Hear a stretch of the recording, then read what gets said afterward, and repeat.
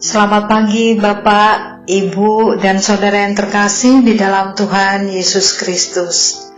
Pagi ini kita jumpa kembali di dalam Renungan Sapaan Iman Gereja Kristen Jawa Margoyudan. Sebelum kita membaca dan merenungkan firman Tuhan, marilah kita berdoa, kita mohon pimpinan Tuhan. Kita berdoa.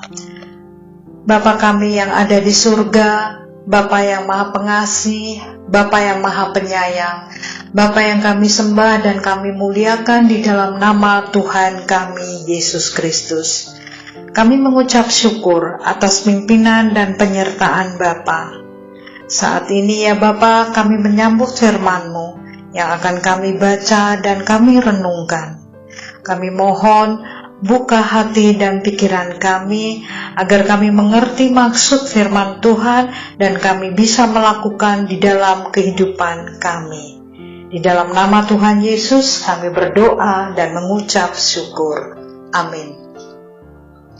Bapak, Ibu, dan Saudara yang terkasih, firman Tuhan pagi ini diambil dari kitab 1 Samuel 22 ayat yang kedua-a. Kitab 1 Samuel 22 ayat yang kedua-a. Demikian firman Tuhan. Berhimpunlah juga kepadanya setiap orang yang dalam kesukaran, setiap orang yang dikejar-kejar tukang piutang, setiap orang yang sakit hati, maka ia menjadi pemimpin mereka. Renungan Sapaan Iman pagi ini akan kami ambil judul Menjadi Berkat dalam Kesukaran. Bapak, Ibu, Saudara yang terkasih, sebagai contoh perihal Raja Daud. Raja Daud sebagai seorang yang telah diurapi Tuhan untuk menjadi raja, seharusnya Daud hidup di istana yang menyediakan semua fasilitas terbaik. Jika dilihat dari prestasi dan reputasinya, Daud adalah seorang yang seharusnya dihormati dan disegani. Justru sebaliknya, ia hidup dalam ketakutan, berpindah dari satu gua ke gua lain.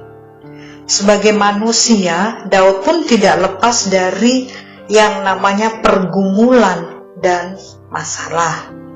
Walaupun Daud merupakan raja yang diurapi Tuhan, tetapi tidak berarti dia bebas dari masalah. Di tengah-tengah kesepian dan tekanan batin seperti itu, yang dibutuhkan Daud tentunya adalah penghiburan dan dorongan semangat. Gua Adulam seharusnya menjadi tempat yang nyaman dan aman, yang dapat memberikan perlindungan dan keteduhan.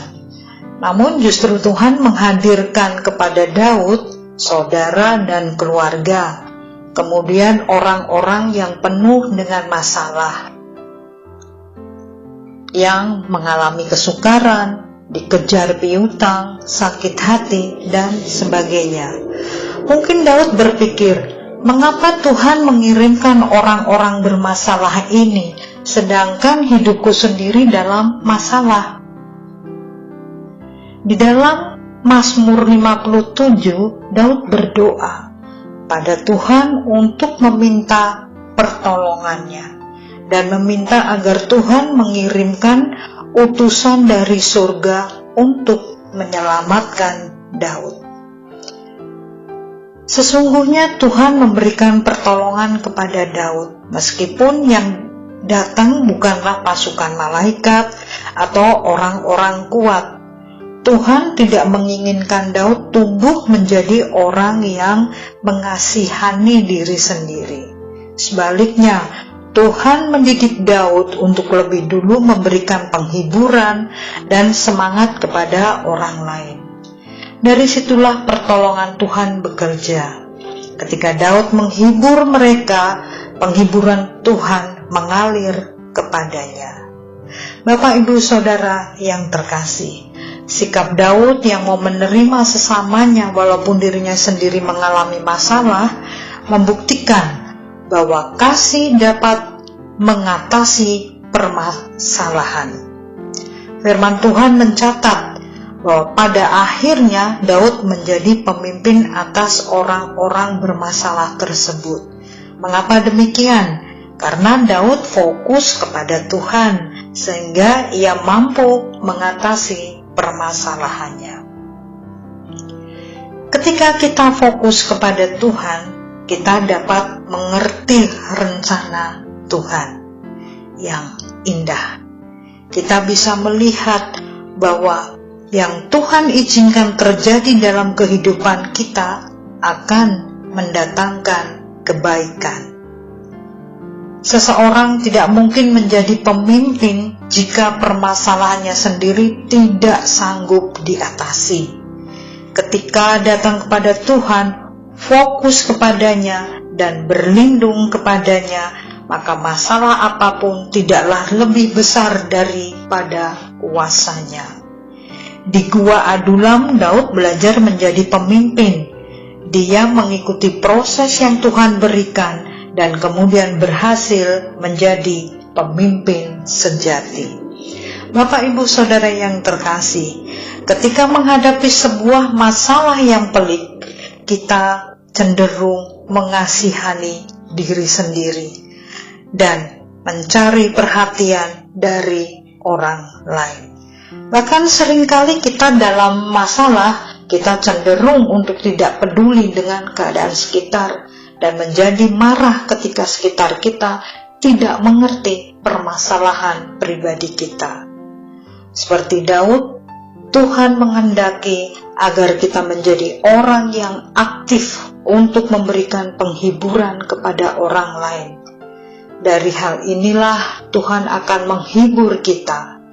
Dalam menghibur orang lain, kita akan terhibur. Dalam memberi dorongan semangat, kita juga akan terdorong menjadi semangat. Dan dalam menolong orang lain, kita juga akan tertolong. Tinggalkan sikap mengasihi diri sendiri dan mulailah untuk mengasihi orang lain. Amin.